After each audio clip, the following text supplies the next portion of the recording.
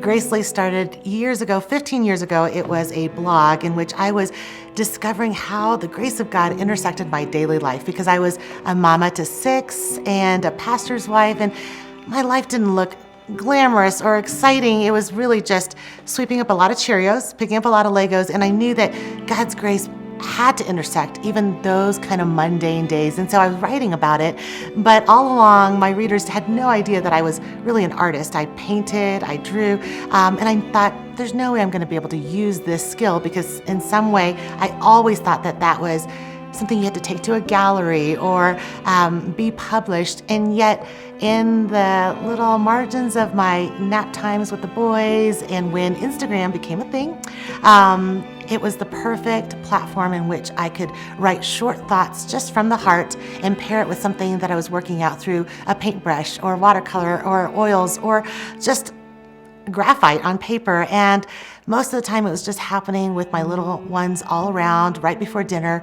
And that authentic sharing with my audience became what would turn into the products of GraceLaced.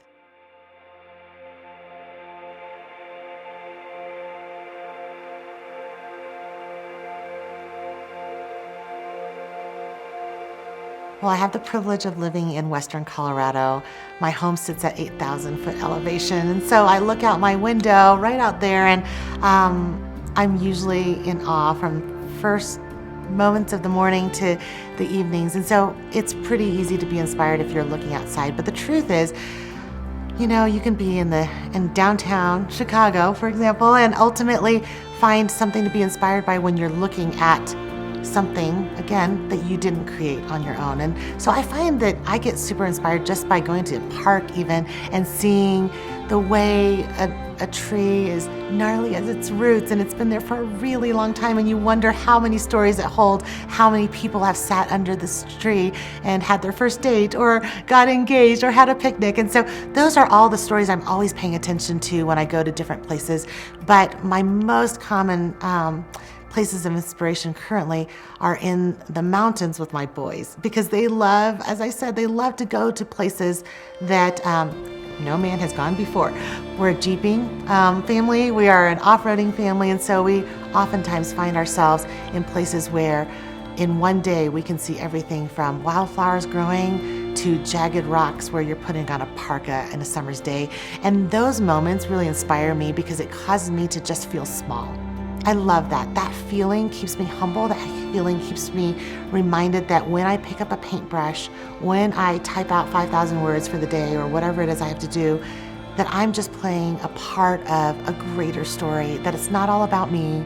I don't have to feel all this pressure, and it's not that I'm the first and the last to tell the story, and I just get to be a part of reflecting what I'm getting out of my one precious life. And so yes, I do feel like every weekend is a weekend where we get off into the woods, and I find a lot of inspiration just finding nooks and crannies out there in the mountains where, my goodness, you might think that nothing's growing, but always something is.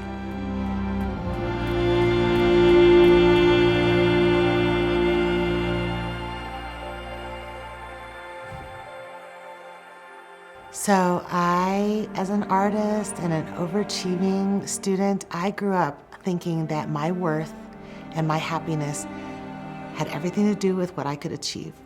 Some of it came from my cultural background, but really, I was born in Taiwan. I immigrated to the US when I was 4, learned the English language when I was 5, and between my Western and my Eastern cultural background, both really valued what you look like, what you could achieve, what grades you got, how popular you were. So it wasn't really hard to be a child that quickly learned the best way to feel good about myself, or to be loved, to be seen, known, loved, to belong, all the things that we want. I quickly assigned that to be the best, look the best, achieve the most, and then you'll be seen, known, and loved. Later on, when I had an opportunity, by God's grace, make some friends who taught me a little bit about their faith, as my parents encountered a Bible study and had an opportunity to learn about this God who loved them and sent Christ to die for them. At first, it did not make sense. I'll be honest, it did not make sense because the word grace means a free and unmerited gift. And the gift of grace through Christ is that we would be rescued. We would be given eternal presence with God who loves us in spite of all the things that we don't think or do right, in spite of all the ways in which we try to save ourselves. That is the gift of grace. And for someone like me who tried to earn my favor through doing more and being better, it was really hard to accept anything like that. It was like, no, I don't want anything free. I want to earn my way to everything. And so, praise God, I'm a new creation day by day, and I'm being transformed day by day. So my faith journey really is one where I came to understand grace, and I laid down all the things that I thought I needed to be good enough, and I received what God gave instead.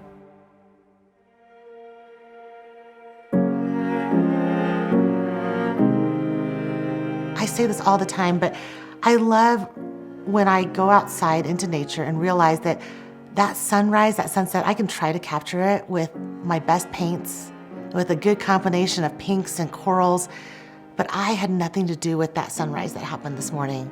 I don't cause the millions of stars to come out at night. That wonder is beyond me. I can be the most creative artist in the world, and I had nothing to do with that. And quite frankly, that's really freeing.